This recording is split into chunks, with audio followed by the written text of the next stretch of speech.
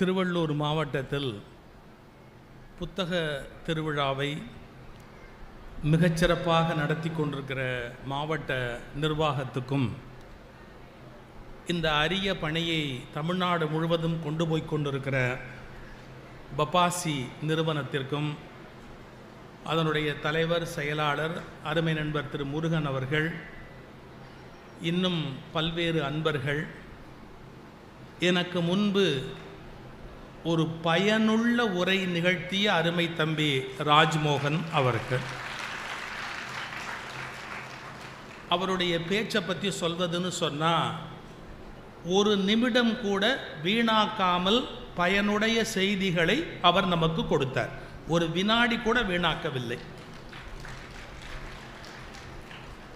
அப்படி அருமையான பேச்சை நிகழ்த்திய அருமை தம்பி ராஜ்மோகன் அவர்கள் இங்கே வரவேற்புரை நல்கிய திரு சேகர் பொது மேலாளர் மாவட்ட தொழில் மையம் அவர்கள், நன்றியுரை வழங்க இருக்கின்ற தீயணைப்பு மீட்பு பணிகள் மாவட்ட அலுவலர் ஐயா பாலசுப்ரமணி அவர்கள், இன்னும் வருகை தந்திருக்கிற அனைத்து நண்பர்களுக்கும் என்னுடைய மனப்பூர்வமான வணக்கங்களையும் வாழ்த்துக்களையும் தெரிவித்துக் கொள்கிறேன். புத்தக திருவிழா என்பது மற்றைய திருவிழாக்களைப் போல அல்ல. பொதுவாக நாம் ஒரு கோயில் திருவிழா அப்படின்னு போனால் பலூன் வாங்குவாங்க, கிளுகிளுப்பை வாங்குவாங்க. எக்ஸிபிஷனுக்கு போயிட்டு வந்தவங்க முக்கியமாக ஒரு அப்பளம் வாங்குவாங்க. அந்த அப்பளத்தில் ஒரே ஒரு நன்மை இருக்குது, பிடிக்காதவங்க தான் மறைச்சிக்கலாம். அந்த மாதிரி ஒரு பொருட்காட்சின்னு சொன்னால் மகிழ்ச்சியாக ஜாலியாக நேரத்தை விரயம் செய்கிற உலகத்தில் இப்போது இருக்கிற நம்முடைய தமிழ்நாடு அரசு அறிவு பரவ வேண்டும் என்ற எண்ணத்திற்காக ஒவ்வொரு மாவட்டத்திலும் புத்தக திருவிழா நடத்த வேண்டும் என்று ஒரு கடுமையான முயற்சியை மேற்கொண்டு புத்தக திருவிழாவை தமிழ்நாடு முழுவதும் நடத்தி கொண்டிருக்கிறார்கள். விலங்கிலிருந்து மனிதன் பிரிகிற இடம் என்று ஒன்று உண்டு. டார்வின் தியரி படி அப்படி மனிதன் பரிணாமம் அடைந்து கொண்டே வருகிற போது குரங்கிலிருந்து அவன் மனிதனாக வருகிறான் அப்படின்னு சொல்கிற இடத்துல ஒரு கேள்விக்குறி மட்டும் நிற்கிது. என்னன்னு கேட்டால், ஒரு கண்ணி அதில் காணும். கண்ணினா ஒரு ஒரு அடுத்த ஸ்டேஜ்னு வரணும் இல்லை, ஒரு கண்ணி காணும். அந்த கண்ணி இருந்தால் மட்டும்தான் அந்த தியரி முழுசாக ப்ரூவ் பண்ண முடியும். ஏன்னா குரங்குக்கும் மனிதனுக்கும் இடையில ஒரு கண்ணியை காணும். எப்படி தெரியுங்களா? இப்போ குரங்குலேருந்து எவல்யூஷன் ஆகிருக்கிறான்னா இப்போ இருக்கிற எல்லா குரங்கும் நம்மளை மாதிரி ஆகிருக்கணுமே, அது நிற்கிது அப்படியே. அப்போ மனிதன்னு ஒரு இனம் வந்துடுச்சே, ரெண்டுக்கும் நடுவில் ஏதோ ஒரு கண்ணி இருக்கணுமே, அது எங்கே அப்படின்னு கேட்குறான். இதுக்கு வேறு மாதிரி யோசித்து சில பேர் அர்த்தம் சொல்கிறாங்க.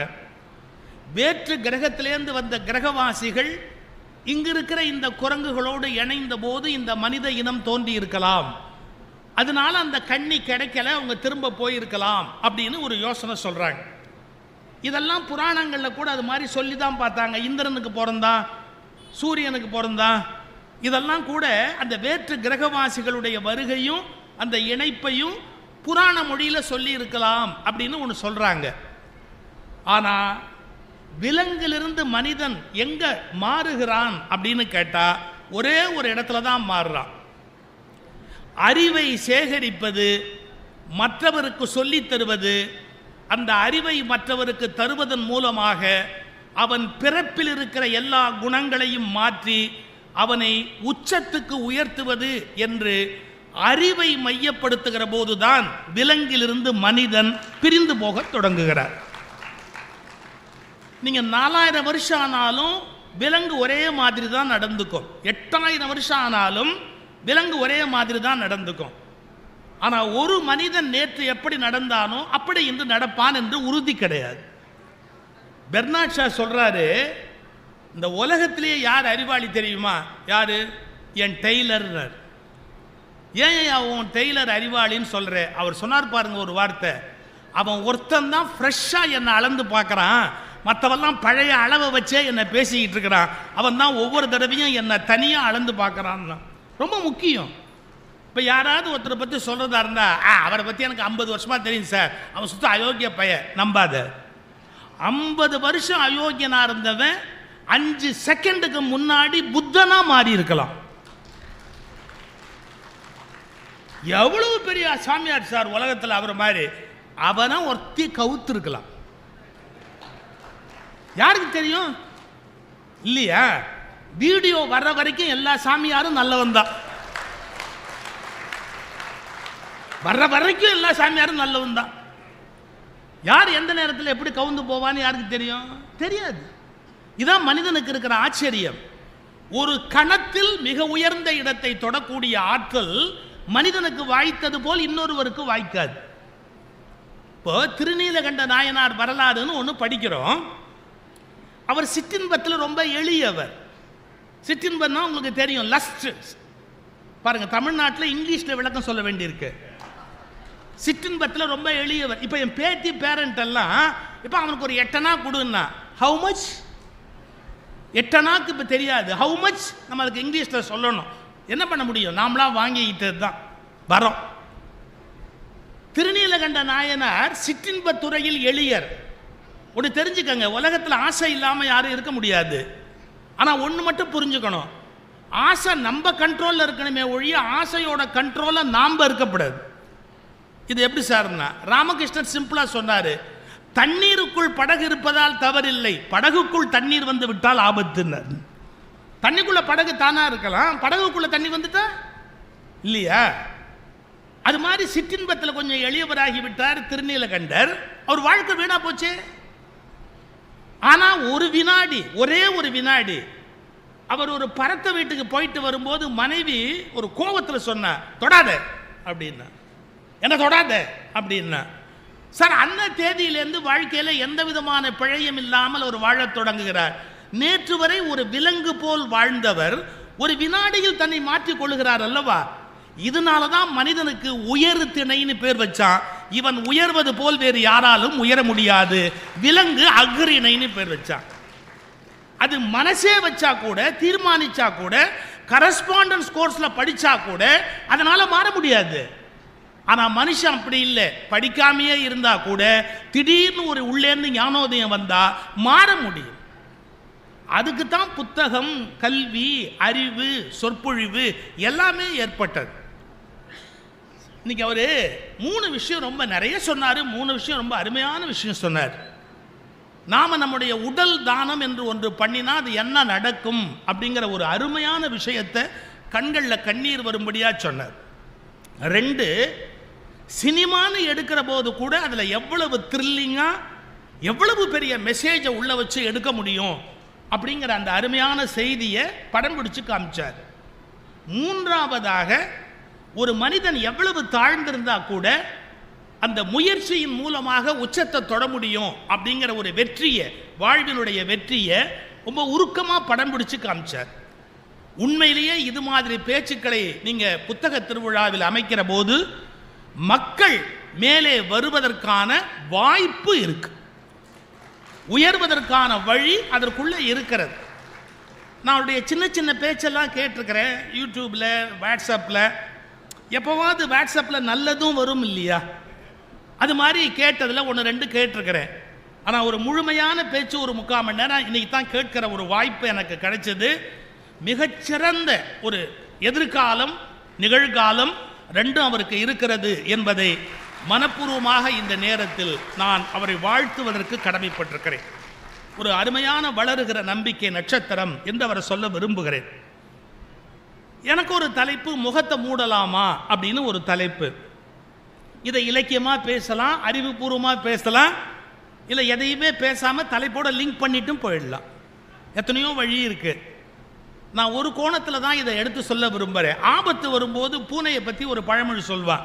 பூனை கண்ணை மூடிக்கிட்டா உலகம் இருண்டுருமான்னு கேட்பான். இது சாதாரண விஷயம் இல்லை. சில பேர் ஆபத்து வரும்போது அந்த ஆபத்தை எப்படி களையலாம்னு யோசிக்க மாட்டாங்க.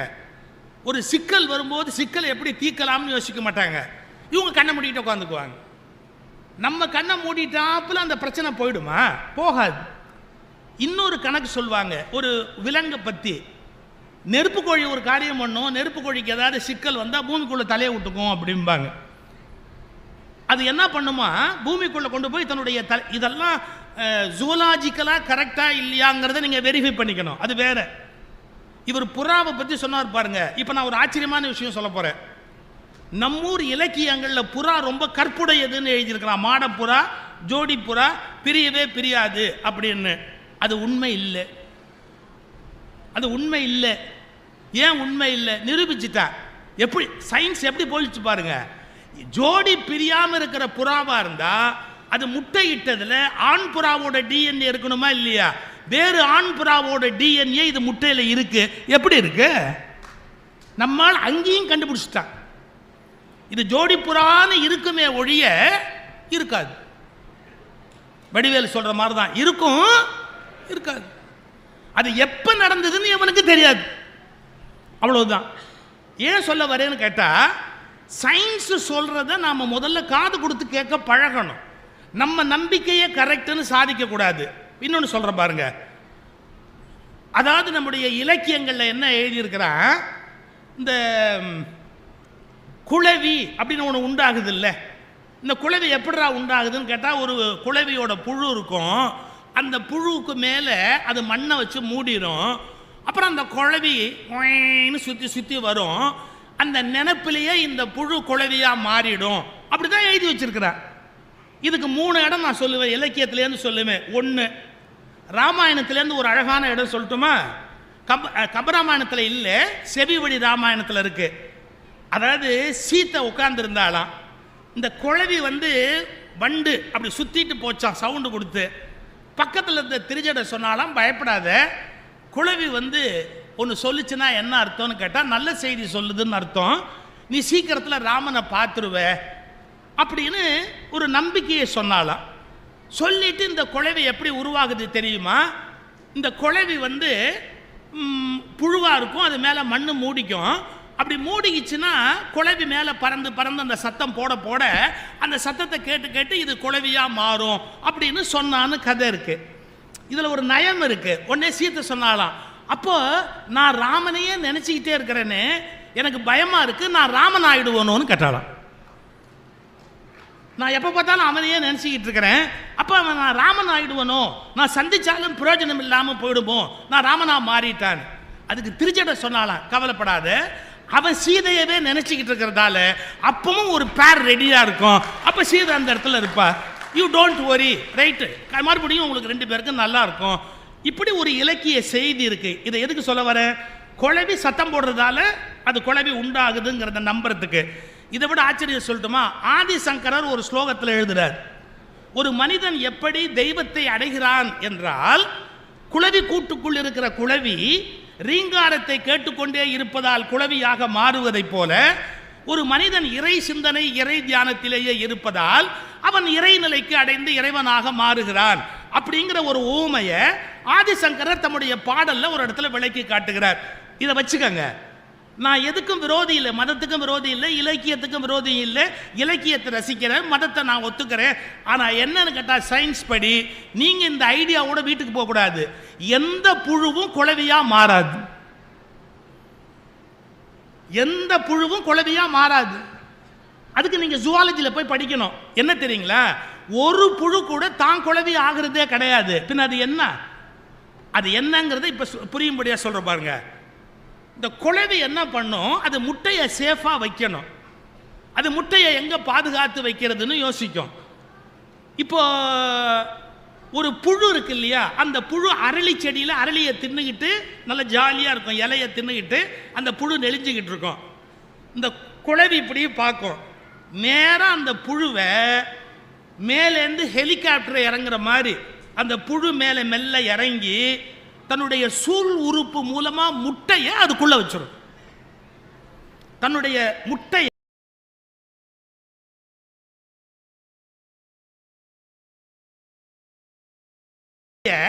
சூழ் உறுப்பு மூலமா அந்த புழுக்கு உள்ள கொண்டு போய் வச்சிடும். அப்புறம் இந்த புழுவை வெளியில நகர்ந்து போக முடியாதபடி அந்த புழுவை மண்ணு வச்சு மூடிடும்.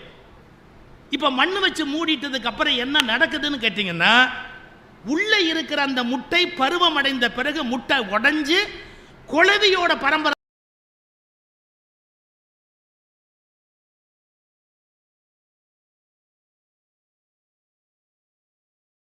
தான் வரும். இந்த புழுக்கு அதுக்கு சம்பந்தம் கிடையாது. அந்த குளவியோட பரம்பரை சின்ன சின்ன புழுவா வரும். இது எதுக்கு தெரியுமா? இந்த புழு அதுங்க உள்ளேந்து சாப்பிடுறதுக்கு தீனி, உள்ள இருக்கிற அதனுடைய பரம்பரை சாப்பிடுறதுக்கு, அது உருவாகி வெளியே வரத்துக்கு ஒரு தீனி வேணும். பார்த்தீங்களா? இந்த புழுவை தின்னுட்டு உட்கார்ந்துருக்கும். நல்ல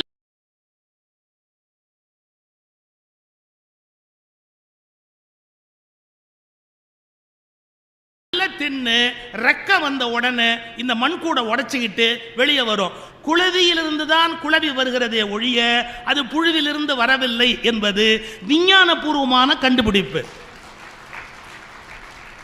இப்ப நாம எப்படி அணுகணும் ஒரு விஷயத்தை? முதல்ல இலக்கியமா ரசிக்கணும். இப்ப நான் சீதை கதை சொன்னேன், நீங்க கை தட்டீங்கல்ல, நானும் ரசிச்சேன்ல. ஆனா எந்த அளவுக்கு? இது கற்பனைங்கிற சந்தோஷத்தோட நிறுத்திடணும். ஆச்சா, அதுதான் உண்மைன்னு சாதிக்க கூடாது. புரியுதா? நான் என்ன சொல்ல வரேன்னு தெரியுதா? மதத்தை எந்த அளவுக்கு நிறுத்தணும் அப்படிங்கிறத இந்தியாவில் இருக்கிற எல்லாரும் தெரிஞ்சுக்கணும். அதை அந்தந்த எல்லையில நிறுத்தணும். It is a poetry. பொயட்ரின்னா என்ன அர்த்தம்? புலவன் புழுகிற மாதிரி எவனும் புழுக மாட்டான், இல்லையா? புலவர்கள் கற்பனையில நிறைய சொல்வார்கள். இவள் நிலா போல் இருக்கிறாள்னா, நிலா மேடு பள்ளமா இருக்குடா, அசிங்கமா இருக்கும். நிலாவுக்கு கிட்டக்க போய் பார்த்தா ரொம்ப அசிங்கமா இருக்கும். எவ்வளவு கொடுமையானது. ஆனால் இவன் சொல்லுவான் நிலா மாதிரி இருக்கிறாள் அப்படின்னு வர்ணிப்பான். ஆனால் கவிதை என்ஜாய் பண்ணாமல் இருக்க முடியுமா? அதுவும் இந்த காதலிக்கிற அரக்கு இருக்கான் பாருங்க, அவனுக்கு கவிதை தான் கிக்க. போதைப் பொருள்ல ரொம்ப மிக முக்கியமான போதைப் பொருள் காதல். அவன் அப்படியே ரசிப்பான். ஆனால் அது உண்மை இல்லை. அதுக்கு எதனால தெரியுமா? மனசால என்ஜாய் பண்ண வேண்டியது. இன்னொன்று, புழுதான் குளவியா மாறுதுன்னு நினைக்கிறது ஒரு நம்பிக்கை, நீண்ட காலமா இருக்கிற நம்பிக்கை. அதை காயப்படுத்தக்கூடாது. ஆனா அது நம்பிக்கையை ஒழிய அது உண்மை இல்லைங்கிற அறிவு இருக்கணும். அது நம்பிக்கை, ஆனா அது உண்மை இல்லை அப்படிங்கிற அறிவு இருக்கணும். என்ன அர்த்தம்? எங்க அம்மா ரொம்ப நல்லவங்க அப்படிங்கிறது ஒரு கருத்து. ஆனா என் ஒய்ஃப் கிட்ட அன்பா இருக்காங்கிறது ஒரு நம்பிக்கை. ஒரு நம்பிக்கை, அது உண்மை இல்லைங்கிறது அறிவு. புரிஞ்சு போச்சா? எங்க அம்மா எங்கிட்ட அன்பா இருக்கிற மாதிரி என் ஒய்ஃப்ட எந்த அம்மாவும் இருக்க மாட்டேன். நீங்க வேணா எழுதி வச்சுங்க, எந்த அம்மாவும் இருக்க மாட்டேன்.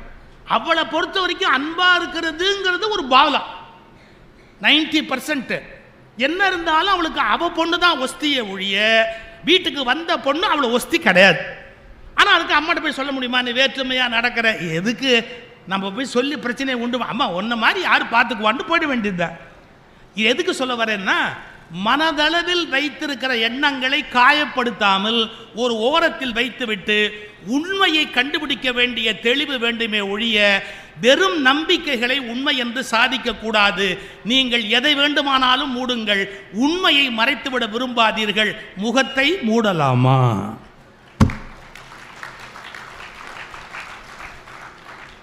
ஒரு உண்மை, அந்த உண்மை என்னங்கிறத நம்ம பார்க்கறதுக்கு பழகணும். இதுதான் உண்மை அப்படின்னு பார்க்கறதுக்கு பழகணும். அறிவை யூஸ் பண்ணணும். சின்ன நல்ல நல்ல கதையெல்லாம் அவர் சொன்னார், நல்ல உருக்கமாக சொன்னார். நான் ஒரு கதை படித்தேன். காட்டில் இருந்த சிங்கம் என்ன பண்ணுச்சான், நரியை கூப்பிட்டு பசிக்குது சாப்பாடு கொண்டாரு. இப்போ சிங்கம் கூட ஸ்விக்கியில் ஆர்டர் பண்ணுற பழக்கத்துக்கு வந்துருச்சு. சமைச்செல்லாம் தானாக தேடி சாப்பிட்றது கிடையாது, ஆர்டர் பண்ணுறது தான்.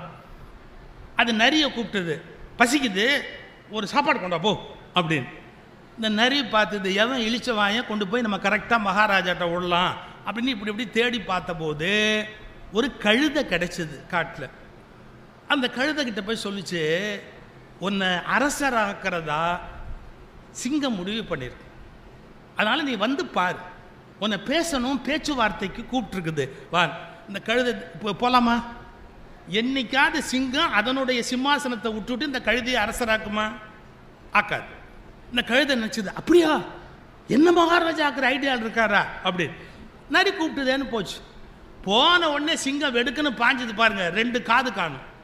அது பாஞ்ச வேகத்தில் தச்சம் பொழிச்சானு ஓடிச்சு. இந்த கழுதை அடித்து புரண்டு ஓடிச்சு. நரியை பார்த்தது, பிடிச்சிட்டு வா. நரி பின்னாடியே போய், அவசரப்பட்டுட்டியே, நான் தப்பிச்சதே பெரிய விஷயம், காது போச்சுன்னு. கிரீடம் வைக்கிறதுக்கு வசதியாக காது இருக்கிறது இடைஞ்சலாக இருக்கேன்னு எடுத்தார். இந்த காது இருந்தால் கிரீடம் வைக்க முடியாதேன்னு தான் மகாராஜா எடுத்தார். நீ அவசரப்பட்டு தப்பாக புரிஞ்சுக்கிட்ட, புரியுதா? உனக்கு ராஜா ஆக்கணும்னா கிரீடம் வைக்கணும் இல்லை, இந்த காது இருந்தால் இடைஞ்சல் இல்லையா, அதை எடுத்தாரு. புத்தி இல்லாமல் நீ போய் ஓடியாந்துட்டியே. அப்படியா, உன்னை மறுபடியும் கூட்டு வர சொன்னார். அப்படி போச்சு கழுது.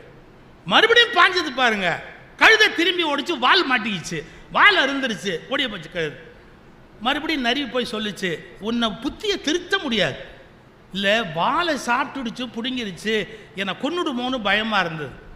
நீ சிம்மாசனத்தில் கம்ஃபர்டபுளாக உட்காரணும் இல்லையா, அதுக்கு வால் இடைஞ்சலாக இருக்கும்னு தான் வாலை ஆப்ரேட் பண்ணி எடுத்திருக்கிறாரு. உனக்கு ரொம்ப அவசரம். இப்போ நான் சொல்கிறத நீங்கள் புரிஞ்சுக்கணும், ஒவ்வொரு எலெக்ஷனும் இதுதான்.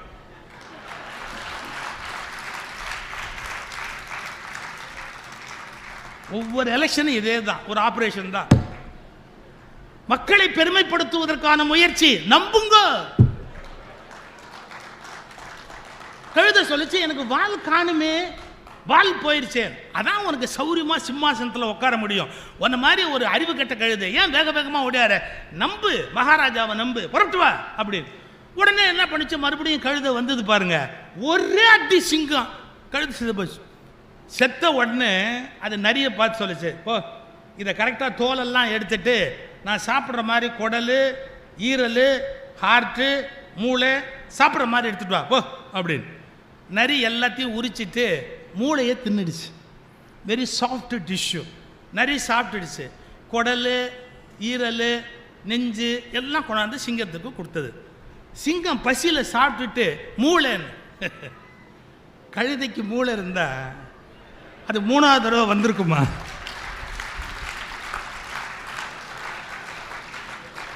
ஏங்க, முதல் தடவை காதை போன உடனே புத்தி வந்திருக்கணும், வாழை எடுத்த உடனேயாவது உங்களுக்கு புத்தி வந்திருக்கணும். எதுக்கு கழுதைக்கு? எப்போ வரலையோ அப்பவே அதுக்கு மூளை இல்லைன்னு உங்களுக்கு தெரியலையா மகாராஜா? அதான் மூளை இல்லைன்னுச்சு, சிங்கமும் நம்புச்சு. இதுக்கப்புறம் நான் இதை விளக்கமா சொல்லணுமா? போய் ஓட்டு போடுங்க, உங்க சௌரியப்படி போய் ஓட்டு போடுங்க, போங்க, யாரு வேண்டாம் சார். உண்மைகளை எது உண்மை அப்படின்னு கண்டுபிடிக்கிற தைரியம் இருக்கணும். இப்ப அவரு வேற ஒரு கோணத்தில் பேசினார், நான் வேற ஒரு ஆங்கிளில் பேசணும்.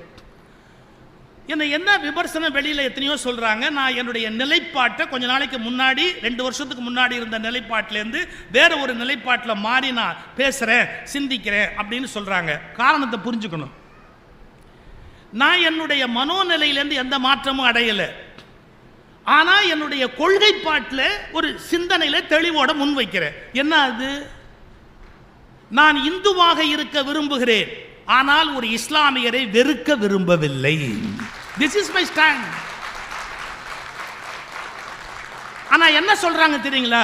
நீ ஒரு உண்மையான இந்துவா இருக்கணும்னா இஸ்லாமியனை வெறுத்தாதான் நீ இந்துவா இருக்க முடியும்னு சொன்னா என்னால் அதை ஏற்றுக்கொள்ள முடியாது.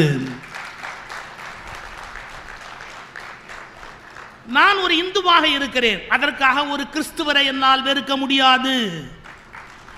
நான் கிறிஸ்துவரை வெறுக்காத இந்துவாக இருக்கிறேன், இஸ்லாமியரை வெறுக்காத இந்துவாக இருக்கிறேன். அதே சமயத்தில் இந்த நாடு ஒரு இஸ்லாமிய நாடாகவோ கிறிஸ்துவ நாடாகவோ மாறுவதை ஏற்றுக்கொள்ள மறுக்கிற இந்துவாகவும் இருக்கிறேன். I am very clear. ஏன் நான் ஏற்றுக்க தயாரா இல்லை? ஐயா, ஒரு நாடு மதம் சார்ந்த நாடாக மாறும் என்றால் சிந்திக்கிற உரிமை அந்த நாட்டிலிருந்து போய்விடும். நீங்க உலக வரலாறு எடுத்து பாருங்க, இஸ்லாமிய நாடுகள் நல்லா தான் இருக்கும், அங்கு பிற மதங்களுக்கான சிந்திக்கிற உரிமை கிடையாது. கிறிஸ்துவ நாடுகள் உலகத்தில் இருக்கு, வேறு மதங்களை சொல்லுகிற உரிமை பாதி உண்டு பாதி கிடையாது. அப்ப நான் எதை விரும்புகிறேன்? நான் இந்துவாக இருக்க விரும்புகிறேன். அதே நேரத்தில் இது வேறு ஒரு மதம் சார்ந்த நாடாக மாறக்கூடாது என்பதிலும் தெளிவான கருத்துடையவனாக இருக்கிறேன். இதை எத்தனை பேர் புரிஞ்சுக்க முடியும்? என்று மைக்ரோ சர்ஜரி, நுட்பமான ஒரு ஒரு ஒரு அறுவை சிகிச்சை. அது எல்லாரும் அவங்க மதத்தை வீட்டோட வச்சுக்கோங்க, சாமி கும்பிடுங்க, பிடிச்ச தத்துவத்தை ஃபாலோ பண்ணுங்க, அடுத்தவனை மாத்திர வேலையை நிறுத்துங்க. இன்னொருத்தருடைய சுதந்திரத்தில் போய் தலையிடாதீங்க. உங்களுக்கு எவ்வளவு சுதந்திரம் இருக்கோ அவ்வளவு சுதந்திரம் அவனுக்கு இருக்குது அப்படிங்கிறத புரிஞ்சுக்குங்க. யாரையும் உங்க பாதைக்கு மாத்திர வேலையில தேவையில்லாம போய் தலையிடாதீங்க. இவ்வளவு நுட்பமா நாம சிந்திக்கிறதுக்கு அலோவ் பண்றாங்களா? இது எதையுமே பார்க்காம ஒரு பிராண்டட் கியூக்குள்ளேயே இது இது நீ நீ நீ நீ அடையாளம்னா இதுதான் அப்படின்னா நீ யார் சொல்றதுக்கு? இப்போ வழிபாடுங்கிறது ரொம்ப பெரிய ஏரியா சார். அதுலேயும் இந்து மதம்னு ஒன்று இருக்கு பாருங்க. It's a very broad spectrum. ஏன்னு கேட்டிங்கன்னா ஒரு மனிதரால் ஒரு காலத்தில் உருவாக்கப்பட்ட மதம் அல்ல அது. ஆயிரக்கணக்கான முனிவர்களால் ஆயிரக்கணக்கான ஆண்டுகளில் உருவாக்கப்பட்ட ஆயிரக்கணக்கான தத்துவங்களை உள்ளடக்கி இருக்கிற மிகப்பெரிய சமுத்திரம். இந்து மகா சமுத்திரம் மட்டும் சமுத்திரம் அல்ல, இந்து மதமே ஒரு மகா சமுத்திரம். புரிஞ்சுக்கணும். நம்ம அதுல எதிரெதிரான கருத்து உண்டு, எதிரெதிரான கருத்து உண்டு. பெருமாளை கும்பிடுறவனுக்கு சிவபெருமான் மேல ஈடுபாடு கிடையாது, சிவனை கும்பிடுறவனுக்கு பெருமாள் மேல ஈடுபாடு கிடையாது. சிவன் பெருமாள் ரெண்டையும் கும்பிடுறவனும் உண்டு. மூணுமே அலோவ் பண்ணப்பட்டது. மாறா இருப்பான், நேரா இருப்பான், எதிரா இருப்பான், எல்லாமே அனுமதிக்கப்பட்ட ஒண்ணு. அதுல போய் இது மட்டுமே அப்படின்னு சொன்னா எப்படி ஏத்துக்க முடியும்? இந்த சிந்திக்கிற பழக்கம் உங்களுக்கு எப்படி வரும்? நீங்க உண்மையை தேடணும். இப்ப நான் சொன்ன பாருங்க, ஒரு கழுதைக்கு அறிவில்லாம போச்சுங்கிற மாதிரி எத்தனை மனிதர்கள் இன்னைக்கு சிந்திக்க மறுக்கிறாங்க தெரியுமா சார்? என் நண்பர் ஒருத்தர் மேஜிஸ்ட்ரேட், உங்களுக்கு தெரியும், மேஜிஸ்ட்ரேட்டுக்கு ஒரு பவர் உண்டு. எவன மனத்துக்கு உள்ள வைக்கலாம், ஏதோ ஒரு விஷயம் சொல்லி உள்ள வைக்கலாம். அவர் வீட்டுக்கு என்னை கூப்பிட்டார். எது கூப்பிட்டாரு? எங்கள் வீட்டுக்கு ஒரு சாமியார் வராரு வாங்கன்னார். சரி போகலாமே அப்படின்ட்டு நான் போனேன். நான் போன உடனே அந்த சாமியார் என்ன பண்ணார், பஞ்சாமிர்தம் தயாரித்து பூஜை பண்ணுவார். பூஜை பண்ணி அந்த பஞ்சாமிர்தத்துலேருந்து முருகன் எடுப்பார், வேல் எடுப்பார் அப்படின்னு வரிசையாக சொன்னார். பரவாயில்லையே, என்னமோ பண்ணுறாரு அவர். இப்போ நாமெல்லாம் முருகன் வேல்லாம் பண்ணணும்னா 5000 10,000 நமக்கு செலவாகுது. இவர் பஞ்சாமிர்தத்திலே கொண்டாந்துடுறாரு போல் இருக்குது. பரவாயில்லையே, உட்காந்து போட்டார் சார். எல்லாத்தையும் பாத்திரத்தில் போட்டு கடைஞ்சார் சார். கடைஞ்சிட்டு அப்படி டாய்னு எடுத்து இந்த வர இந்த விரல் அளவுக்கு ஒரு முருகன் எடுத்தார், விரல் அளவுக்கு ஒரு வேல் எடுத்தார். இந்த மேஜிஸ்ட்ரேட் சார் ஒன்று இப்படி இப்படி பணிஞ்சு அவர்கிட்ட இப்படி பவ்யமா அப்படி அவர் இந்தா அப்படின்னு அதை கொடுக்குறார். இந்த மேஜிஸ்ட்ரேட் ஆனந்த கண்ணீரில், பார்த்தீங்களா எனக்கு வந்த ஆத்திரத்துக்கு இவரை கூப்பிட்டேன். அவர் பஞ்சாமிர்தம் ப்ரிப்பேர் பண்ணும்போது பேரிச்சம்பழம் இவ்வளோ கொத்தா போட்டார் பார்த்தியா? ஆமாம், அந்த கொத்தில் 3 முருகன் வைக்கலாம், 4 வேல் வைக்கலாம். இவ்வளோ கொத்தா ஒரு பேரிச்சம்பழம் எடுத்தார்ல, பேரிச்சம்பழத்துக்குள்ளேயே 3 முருகன் வைக்கலாம், 4 வேல் வைக்கலாம். ஏன் நீ மேஜிஸ்ட்ரேட் ஆய? அவன் உள்ளே போடுறான், அது உள்ளே போட்டு பசஞ்சு எடுத்து வெளியே கொடுக்குறான். இது ஒரு பெரிய விஷயம் மாதிரி நீ பார்க்குற. நீ அவனையே உள்ளே வைக்கலாம். அவன் உள்ள வச்சதெல்லாம் விடு, அவனை நீ உள்ள வைக்கலாம். நீ பயந்துக்கிட்டு வாங்கினா இன்னைக்கு சொல்லிட்டு போற, பயபக்தி என்ற வார்த்தையிலிருந்து பயத்தை நீக்குங்கள், பக்தி வேண்டுமானால் வைத்துக் கொள்ளுங்கள், பயமற்று வாழ்வதற்கு பழகுங்கள்.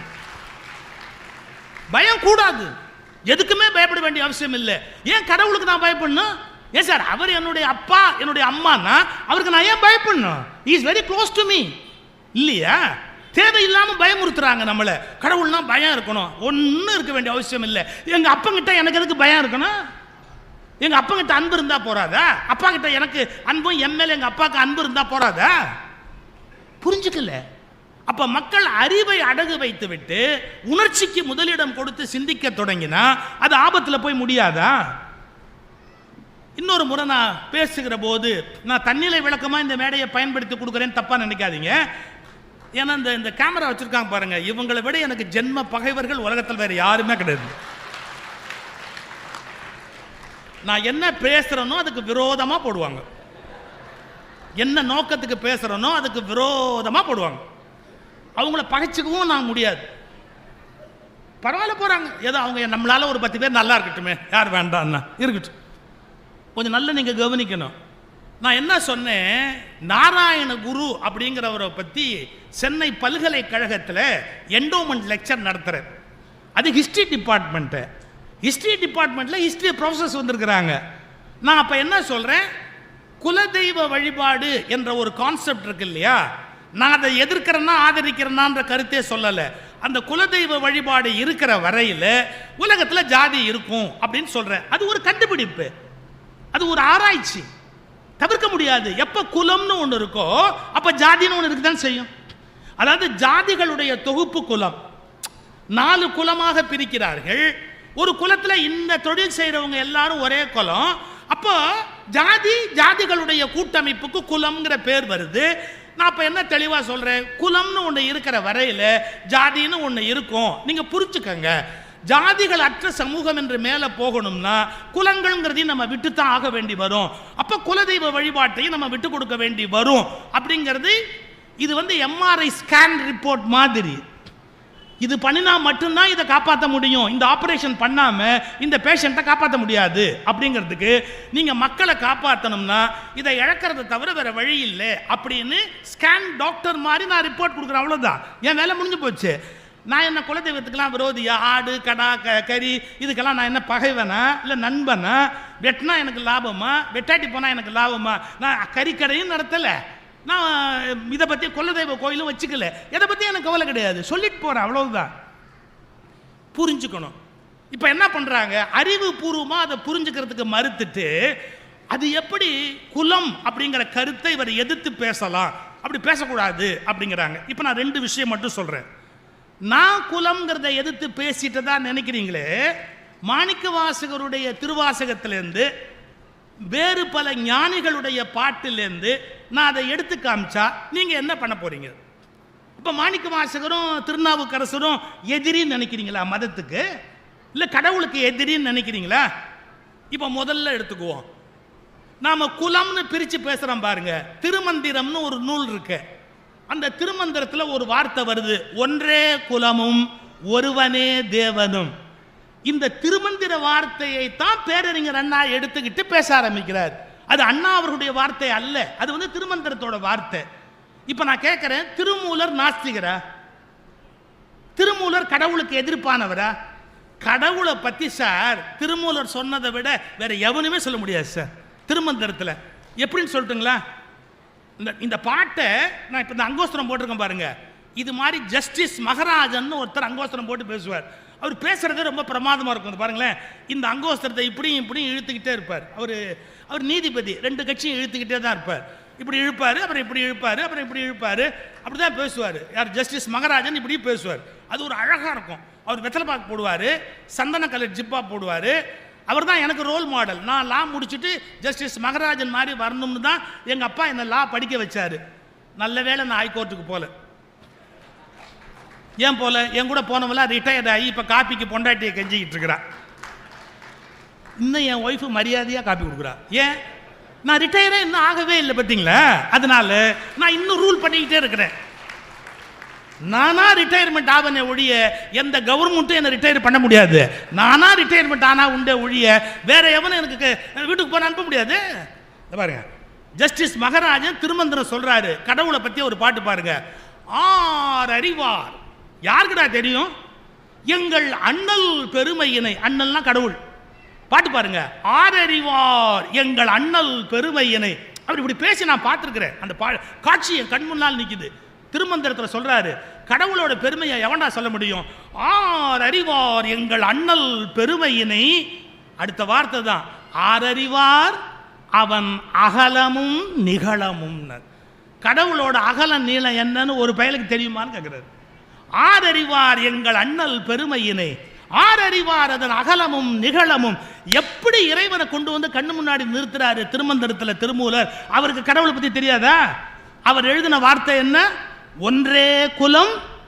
அப்போ ஒன்றே குலம்னா வெவ்வேறு குலமாக பிரிந்திருத்தலும், வெவ்வேறு குலத்துக்கு வெவ்வேறு தெய்வங்கள் என்ற வழிபாட்டு முறையும் தவறு என்பது திருமூலருடைய கருத்து என்பதை தயவு செய்து புரிந்து கொள்ளுங்கள்.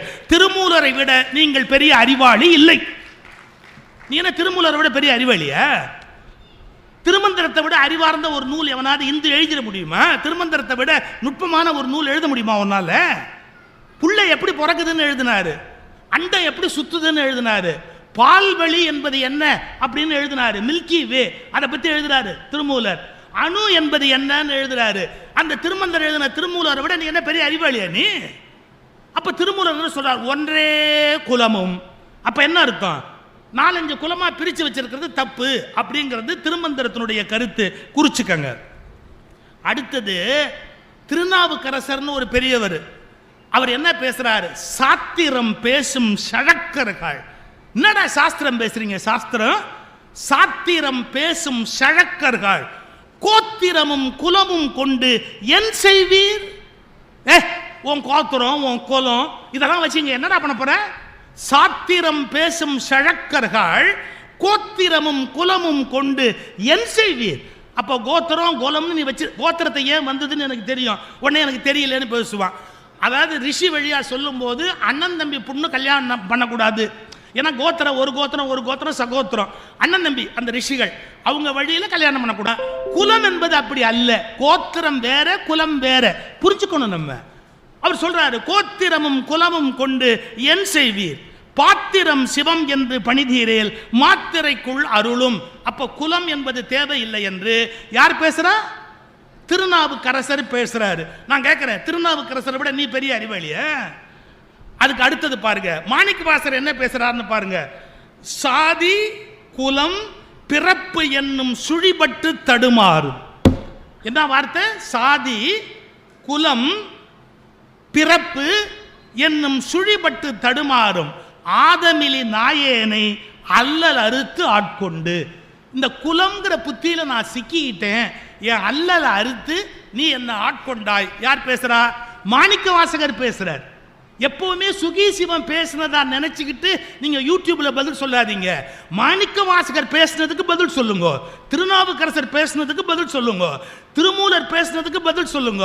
இதையெல்லாம் படிக்காமலேயே உங்க வாய்க்கு வந்தபடி பேசாது. எல்லாம் உங்களால வந்த வேண, இவங்களுக்கெல்லாம் நான் பதில் சொல்ல வேண்டியது பரவாயில்ல. இப்போ நபிநந்தி அடிகளுடைய புராணத்துல எல்லா குலத்தில் உள்ளோரும் மேல் அன்பர். யாரு?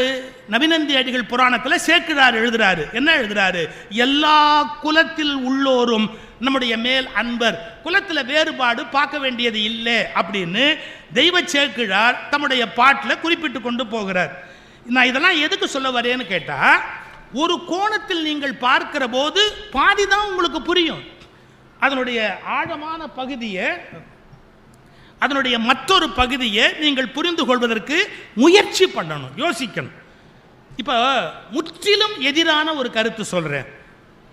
இப்போ இந்து மதத்தில் சித்தர்கள் சேர்ந்தவர்களா இல்லையா? நீங்க யோசிங்க.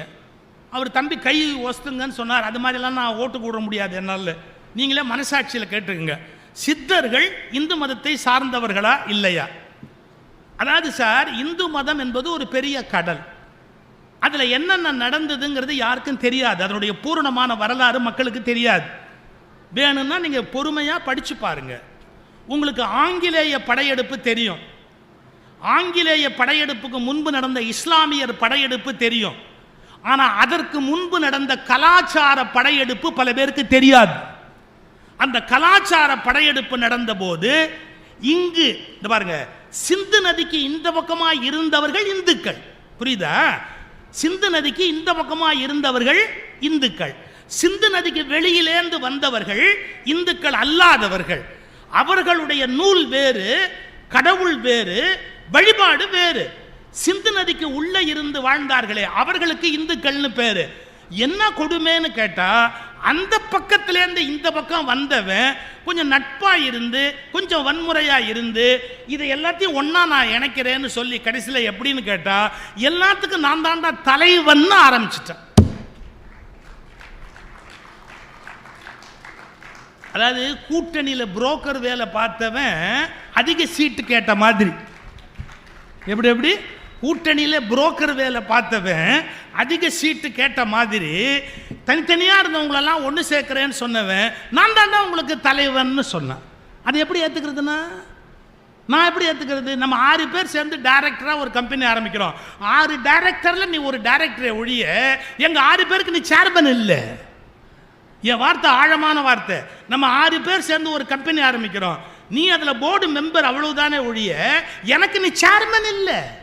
ஒன்று நான் சேர்மன் ஒத்துக்க மாட்டேன். நீயும் போர்ட் ஆஃப் டைரக்டரில் ஒரு ஆள் மரியாதையாக வந்து இங்கே உட்காரு.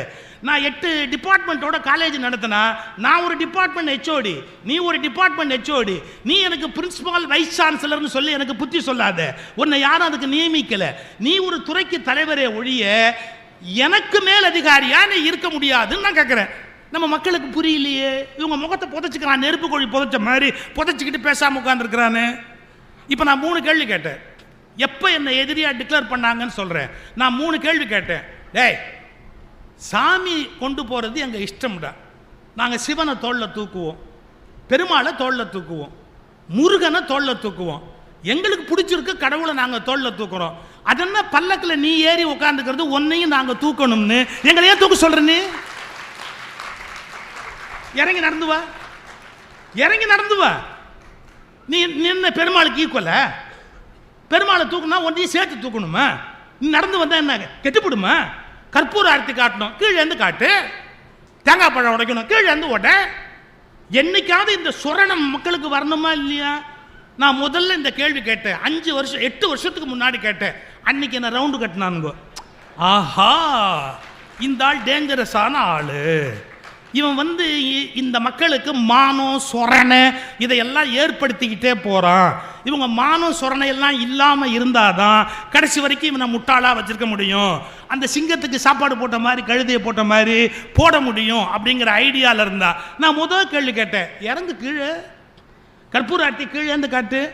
நாங்கள் சாமியை தூக்கிட்டு வர்றது எங்களுக்கு சந்தோஷம், ஒன்றை தூக்குறது எங்களுக்கு சங்கடம், ஏற்ற மாட்டோம், இறங்கு கீழே. தப்பா?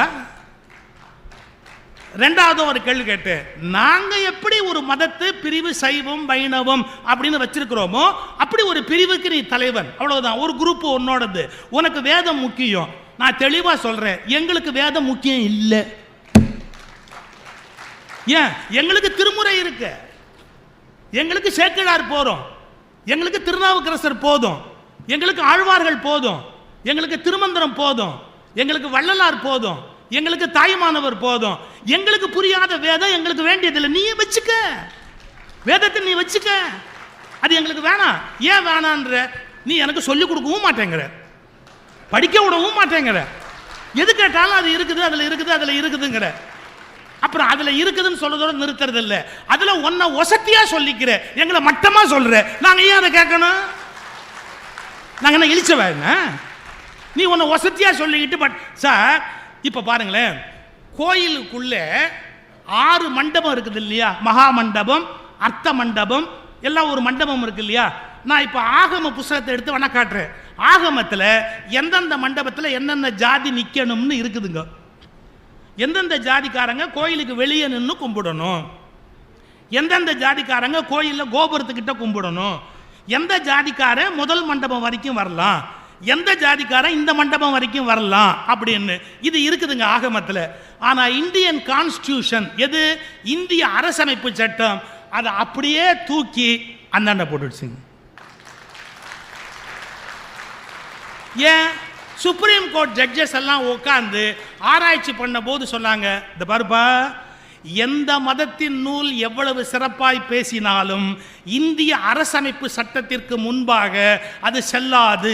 இந்திய அரசமைப்பு சட்டம் பிறப்பு ஒக்கும் எல்லா உயிர்க்கும் என்று அறிவித்து விட்டது. எல்லோரும் சமமானவர்கள். அதற்கு எதிராக எந்த மதத்தின் நூல் சொன்னாலும் நீதிமன்றம் ஏற்காதுன்னாங்க. நான் உடனே ஏதோ இந்து மதத்துக்கு எதிராக சொல்றாங்க. இஸ்லாமியர்களுடைய முத்தலாக் சட்டம் சுப்ரீம் கோர்ட் என்ன சொல்லிச்சு? உங்க மதத்தில் 1000 இருக்கலாங்க, அதெல்லாம் உங்க மதத்தோட வச்சுக்கோங்க, ஆனால் அது ஒரு பெண்ணினுடைய உரிமைக்கு விரோதமானது, அது சுப்ரீம் கோர்ட் ஏத்துக்காது அப்படின்னாங்க. ஒத்துக்கிட்டமா இல்லையா? எந்த மதத்தின் எந்த புத்தகம் எதை சொல்லி இருந்தாலும் இந்திய அரசியலமைப்பு சட்டத்திற்கு மாறாக அது இருக்குமானால் அதை ஏற்க முடியாது என்பதுதான் இந்தியாவின் கோட்பாடாக இருக்க முடியும். நீ என்ன, நாங்கள்லாம் ரொம்ப பெரியவங்க, எங்களுக்கு இந்த ரைட் இருக்கு, உங்களுக்கு அந்த ரைட் இல்லை, நீங்க வெளியே நில்லுங்க. அப்படி இருந்த ஹரிஜன ஆலய பிரவேச சட்டம் எப்படி வரும்? நீங்க கோயிலுக்கு வெளியே நிறுத்திருந்தீங்க, அவங்க கோயிலுக்குள்ள வரலாமான்னு கேஸ் நடந்தது. சுப்ரீம் கோர்ட் சொல்லிடுச்சு, நம்ம இந்திய அமைப்பு எல்லாரையும் உள்ள வரலாம் கோயிலுக்குள்ளன்னு சொல்லிடுச்சுப்பா.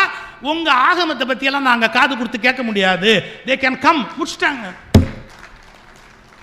இதை புரிஞ்சுக்க வேணாமா? நம்ம நெருப்பு கோழியெல்லாம் பூமிக்குள்ளேயே தலையை விட்டுக்கிட்டு பயந்துகிட்டே இருந்தா என்னைக்கு நீங்க இந்த துன்பங்கள்லேருந்து வெளியே வரப்போறீங்க? ஒரு துணிச்சல் வேண்டாம்? தெளிவா யோசிச்சுக்கங்க.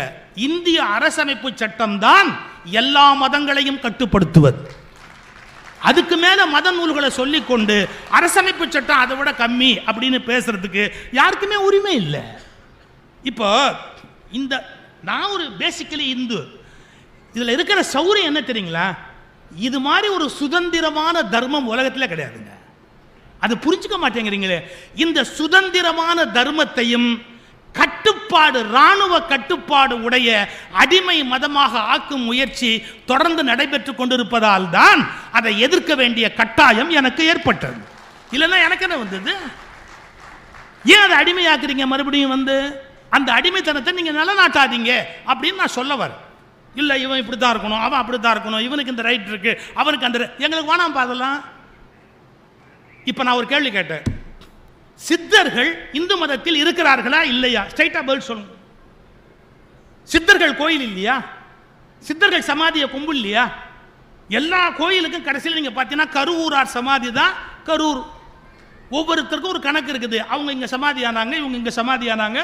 திருப்பதி கூட ஒரு சித்தருடைய சமாதி, அதுக்கு ஒரு பாட்டே இருக்கு. எந்தெந்த சித்தர் எங்கெங்க சமாதி ஆனார்னு ஒரு பாட்டே இருக்குது. அப்ப சித்தர்களுடைய சமாதி தான் நமக்கு. சிவவாக்கியர்னு ஒரு சித்தர் வராரு. அந்த சிவவாக்கியருங்கிற சித்தர் தான் வைணவத்தில் திருமழிசை ஆழ்வாரா இருந்தார்னு ஒரு கணக்கு இருக்குது. திருமழிசை ஆழ்வாரா இருந்தவர் தான் சிவவாக்கியர் ஆனார்னு ஒரு கோஷ்டி. இல்லைங்கோ சிவவாக்கியரா இருந்தவர் தான் திருமழிசை ஆழ்வார் ஆனாரு அப்படின்னு ஒரு கோஷ்டி. எங்களால் அதை தீர்க்க முடியாது. நாங்கள் தான் இன்னும் தோசை பிரச்சனையவே தீர்க்கலையே. தோசை யாருக்கு முதல்ல அப்படிங்கிறதுக்கே நாங்களாம் சண்டை போடுற ஆளாச்சே. நான் சொல்றது புரிஞ்சவங்களுக்கு புரியும். காஞ்சிபுரத்தில் தான் தோசைக்கு சண்டை போடுவாங்க, வேற எந்த ஊர்லேயும் போட மாட்டாங்க. பக்கத்து ஊர் திருவள்ளூருக்கு இல்லையா, தோசை யாருக்கு அப்படின்னு சண்டை போடுவாங்க. சார் தெளிவாக புரிஞ்சுக்கிட்டாங்க. எப்படி சொல்கிறாங்க பாருங்க. நாம் கோயிலுக்கு போய் வழிபாடு செய்கிறோம், சித்தர்கள் கோயிலுக்கு போய் வழிபாடு செய்ய மாட்டாங்க. சித்தர்கள் கோயிலுக்கு போய் வழிபாடு செய்ய மாட்டாங்க. இப்போ இவங்க இறை உணர்வு உள்ளவர்களா இல்லையா? அவங்க நாஸ்திகர்களா? கடவுள் இல்லைன்னு சொல்கிறவங்களா? இந்த உலகத்தில் இறை உணர்வு வானாம்னு சொல்கிறவங்களா?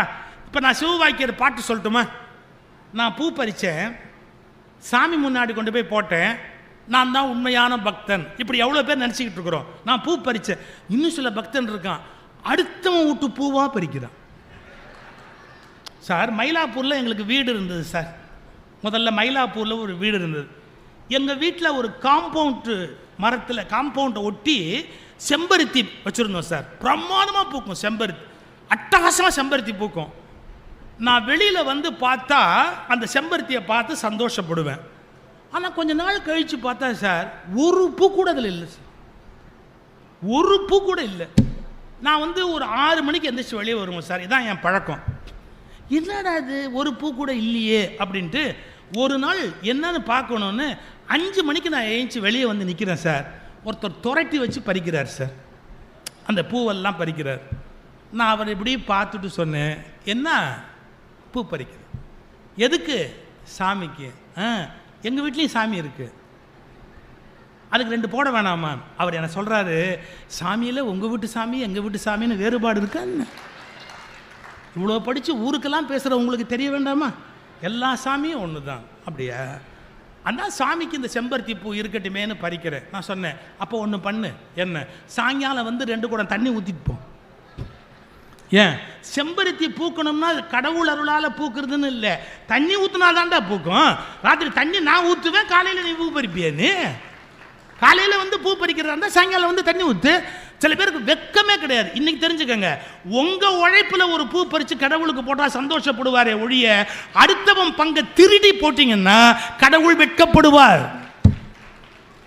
ஆமாம் சார், அடுத்தவன் பங்கை திருடி நீங்கள் கொடுத்தீங்கன்னா கடவுள் வெட்கப்படுவார். நம்ம ஜனங்களுக்கு புரியலையே, யோசிக்க மறுக்கிறாங்களே. சார் நம்ம பக்கத்து நியாயத்தை பேசுகிறோம், அடுத்தவன் பக்கத்து நியாயத்தை பேசணுமா வேண்டாமா?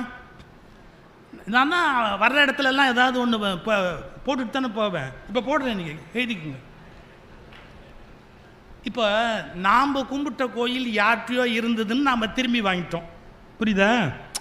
நாம் கும்பிட்ட கோயில் யார்கிட்டயோ இருந்ததுன்னு நாம் திரும்பி வாங்கிட்டோம். சரி சரி, அதை சட்டப்படி சரின்ட்டாங்க. அதனால் நம்ம ஒன்றும் பேச, சட்டப்படி ரைட். இப்போ நான் கேட்கட்டுமா? நாகப்பட்டினத்தில் புத்த விகாரத்தில் ஒரு தங்கத்தில் புத்தர் இருந்தார். அவரை திருடி ஸ்ரீரங்கம் கோயில் மதில் கட்டினார் திருமங்கையாழ்வார். அப்போ திருமங்கையாழ்வாருக்கு பதிலாக ஸ்ரீரங்கம் கோயிலேருந்து நாகப்பட்டினம் புத்த விகாரத்துக்கு அந்த தங்க புத்தரை திருப்பி கொடுக்கணுமா வேணாமா? இப்போ நான் கேட்குற கேள்வி லாஜிக் இருக்கா இல்லையா? யோசிங்க. நம்ம கும்பிடுற சாமியை எவனோ ஒருத்தன் அவன் கோயில் ஆக்கிட்டான்னு கோயிலுக்கு கோர்ட்டுக்கு போய் நம்ம வாங்கிட்டோம், ரைட்டு. எவனோ கும்பிட்டுக்கிட்டு இருந்த புத்தரை நீ ஆட்டை போட்டு தூக்கிட்டு வந்துட்ட. அதை வச்சு நீ ஸ்ரீரங்கம் கோயில் சவுறு கட்டின. நீ சவுறு கட்டினங்கிறதுக்கு ஆதாரம் இருக்குது. இப்ப நீ என்ன பண்ணணும்?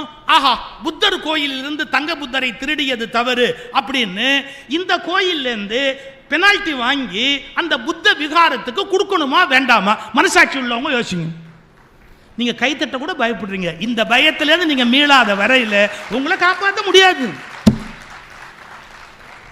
ஒன்றும் பயப்படாதுங்க. ராத்திரி சாமி வந்து கண்ணெல்லாம் குத்தாது. இதெல்லாம் கேட்டுட்டா சாமி கண்ணை குத்துமோன்னு. சார், பாருங்க, வார்த்தையை தெரிஞ்சுக்கங்க.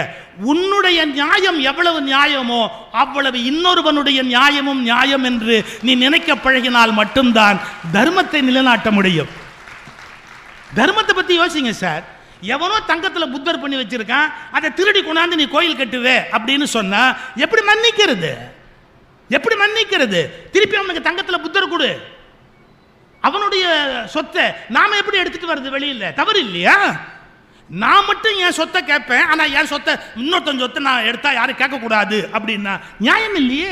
மற்றவருடைய நியாயத்தை பத்தி கொஞ்சம் யோசிச்சு பாரு. பாருங்களேன், என் மனைவி தான் எங்கள் வீட்டு வரவு செலவு நிர்வாகம். நான் எதுவுமே பண்ணுவேன். நான் வெளியில் ட்ராவல் பண்ணிக்கிட்டே இருப்பேன். இது யாருக்கு பிடிக்காதுன்னு உங்களுக்கு தெரியும். யாருக்கு பிடிக்காது? என் மனைவி தான் வரவு செலவு நிர்வாகம். இது யாருக்கு பிடிக்காது? சத்தமாக சொல்லுங்க. கரெக்ட். எங்கள் அம்மா கேட்டாங்க. அவள் ஒரு பேக்கை போட்டுக்கிட்டு பேங்க்குக்கு போகிறதும் வர்றதும், அவள் இஷ்டத்துக்கு செக்கில் கையெழுத்து போடுறதும், உனக்கு பொண்டாட்டியை அடக்கி வைக்க தெரிய வேண்டாம், என்ன நியாயம்? எப்போ பார்த்தாலும் அவளை. நான் சொன்னேன், அம்மா நீ 40 வருஷமாக அப்பாவோட எதுக்கு சண்டை போட்ட? 40 வருஷமாக அப்பாவோட எதுக்கு சண்டை போட்ட? எங்கிட்ட பணத்தை கொடுத்து நிர்வாகம் பண்ண உடலையே நீங்கள் எல்லாம் நீங்களே பண்ணுறீங்களேன்னு நீ அப்பாவோட சண்டை போட்டியா இல்லையா? ஆமாம். உனக்கு எந்த நியாயம் கிடைக்கலையோ அந்த நியாயத்தை அவளுக்கு நான் இப்போ கொடுத்துருக்கிறேன். நான் இதே வார்த்தை சொன்னேன், அம்மா நீ தோத்துட்ட, ஆனால் உன் கருத்து ஜெயிச்சிருச்சு, இப்போ சொல்லு எது சரி? எங்கள் அம்மா ஒரு நல்ல சிந்தனையாளர். ஒரு 5 நிமிஷம் யோசிச்சுட்டு, நீ பண்ணதுதான்பா கரெக்ட், பொண்டாட்டியை மதிக்கணும்பா, அவகிட்ட தப்பு இல்லை அப்படின்னா. இதை தான் நான் புரிய வைக்க விரும்புகிறேன். உன் சொத்து திருடப்படக்கூடாது என்று நீ எவ்வளவு கவலைப்படுகிறாயோ அப்படி அடுத்தவன் சொத்தை நீ திருடி இருக்கக்கூடாது என்பதை பற்றியும் நான் கவலைப்படுகிறேன். அவ்வளோதான். அதான் நான் ஐ வாண்ட் டு ரிஜிஸ்டர். தப்பு கடவுள் பேரால, மதத்தின் பேரால, எதன் பேரால நீ பண்ணினாலும் அடுத்தவன் சொத்தை திருடுகிற உரிமை உனக்கு இல்லை. அவ்வளவுதான். இப்ப பாருங்க, அவரு கோயில் வழிபாடெல்லாம் தாண்டிட்டாரு. யாரு? சிவபாக்கியர். அவர் என்ன சொல்றார் தெரியுமா? எவ்வளவு பூ பறிச்சேன், எவ்வளவு கொண்டு போய் போட்டேன், பண்டு நான் பறித்தறிந்த பன்மலர்கள் எத்தனை, பண்டு நான் பறித்தறிந்த பன்மலர்கள் எத்தனை, பாடிலே செபித்து விட்ட மந்திரங்கள் எத்தனை. எவ்வளோ மந்திரம் சொல்லியிருக்கேன். சிவவாக்கியர் சொல்றார், பண்டு நான் பறித்தறிந்த பன்மலர்கள் எத்தனை, பாடிலே செபித்து விட்ட மந்திரங்கள் எத்தனை, மிண்டராய் தெரிந்த போது இறைத்த நீர்கள் எத்தனை, மீளவும் சிவாலயங்கள் சூழ வந்தது எத்தனை. கோயிலாவதேதடா குளங்களாவதேதடா, கோயிலும் குளங்களும் கும்பிடும் குலாமரே, கோயிலும் மனத்துளே, கோயிலும் மனத்துளே, குளங்களும் மனத்துளே, ஆவதும் அழிவதும் இல்லை இல்லை இல்லையே. சிவவாக்கியருடைய பாட்டு. இப்போ என் கேள்வி, சிவவாக்கியர் இந்து இல்லையா? சிவவாக்கியர் இந்து இல்லையா? அவர் என்ன நாஸ்திகரா சிவவாக்கியர்? புரிஞ்சுக்கணும் சார். இது எப்படின்னு கேட்டீங்கன்னா, இந்து மதம் என்பது ஒரு நாளில் ஒரு மனிதரால் உருவாக்கப்பட்ட ஒற்றை கொள்கை உடைய ஒரு தத்துவம் அல்ல. பல்லாயிரம் முனிவர்களால் பல்லாயிரம் ஆண்டுகள் உருவாக்கப்பட்ட மதம் என்பதால் இல்லை. உருவாக்கப்பட்ட அல்ல, உருவான மதம் என்கிற காரணத்தால். உருவான தானாகவே உருவாகி வந்ததால் எதிரெதிரான கருத்துக்களும் இருக்கும். உனக்கு பிடிக்காத கருத்தை நான் பேசுனா நான் இந்து இல்லைன்னு சொல்லாத. அது உனக்கு பிடிக்கல, உனக்கு சௌரியமா இல்லை, ஆனால் அது என்னோட கருத்து இல்லை. எனக்கு முன்னால் அதை சொன்னவங்க 1000 பேர் இருக்கிறாங்க. இந்த புரிதல் நமக்கு வேணும். அதை விட்டுட்டு முகத்தை திருப்பிக்கிட்டு நம்ம நெருப்பு கோழி உள்ள விட்ட மாதிரி இன்னும் எவ்வளவோ பேசுறார். சாதி யாவதேதடா சலம் திரண்ட நீரல போட பெரிய தீட்டு தீட்டுன்னு. இதை விட பச்சை யாருமே எழுத முடியாதுங்க. சிவவாக்கியர் சொல்ற, என்னடா பெரிய தீட்டு, உங்க அம்மா தீட்டு 10 மாசம் சேர்ந்தது தாண்டா நீனர். கர்ப்பத்தில் 10 மாசம் தீட்டு சேர்ந்தாதான் சார் புள்ள உருவாகுது. அந்த 10 மாசம் தீட்டு கிடையாது இல்லை பொம்பளைக்கு, அது அவ்வளவுமே தீட்டு சேர்ந்தது தானே. சாதியாவதேதடா சலம் திரண்ட நீரலோ பூதவாசல் ஒன்றலோ பூதமைந்தும் ஒன்றலோ காதில் வாளி காரை கம்பி பாடகம் பொன் ஒன்றலோ சாதி பேத மோதுகின்ற தன்மை என்ன தன்மையே. அவர் கேட்கிறார், என்னடா ஜாதி ஜாதின்னு அடிச்சுக்கிறீங்க, ஜாதி பேதம் ஓதுகின்ற தன்மை என்ன தன்மையே. அப்ப சிவவாக்கியர் உண்மையான இறை ஞானம் உள்ளவர் இல்லையா? எதுக்கு சொல்ல வரேன்? பக்தி என்பது நாம் பயப்படுவதும் நமக்கு சொல்லிக் கொடுக்கப்பட்ட உண்மைகளை நம்பிக்கொண்டு இருப்பதும் அல்ல. நான் முதலில் சொன்னதைப் போல குளவியை உருவாக்குகிறது. அது புழுவை ரீங்காரத்தால் ஆக்குவது என்பது ஒரு கற்பனை, ஒரு கவிதை. கவிதையை கவிதையாக ரசிப்பதற்கும் உண்மையை உண்மையாக புரிந்து கொள்வதற்கும் பழக்கப்படுங்கள். கவிதைகளை உண்மை என்று நம்பாதீர்கள். கவிதை மனதின் மகிழ்ச்சிக்காக எழுதப்படுவது. தாலாட்டில் எழுதுறான், குழந்தை அழுத கண்ணீர் ஆராய் பெருகி வர. நீர்வளத்துறை அமைச்சர் துரைமுருகன் சொல்லி ஒரு அணைக்கட்டு தான் கட்ட சொல்லு. அழுத கண்ணீர் எங்கேயாவது ஆறா வருமாங்க?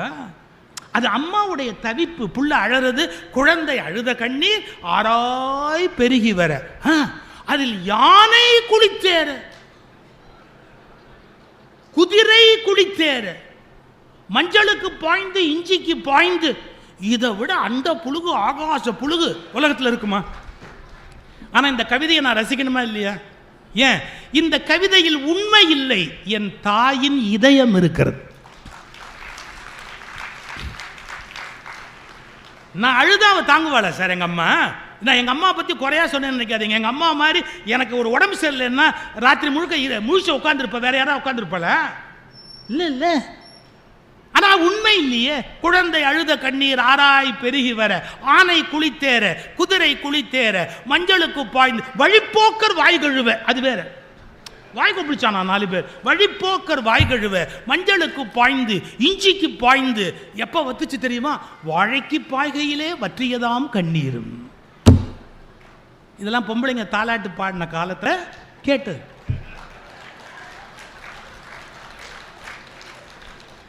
அதுக்காக ஆம்பளைங்க பாடக்கூடாதுன்னு நான் சொல்லலை, நீங்களாவது பாட.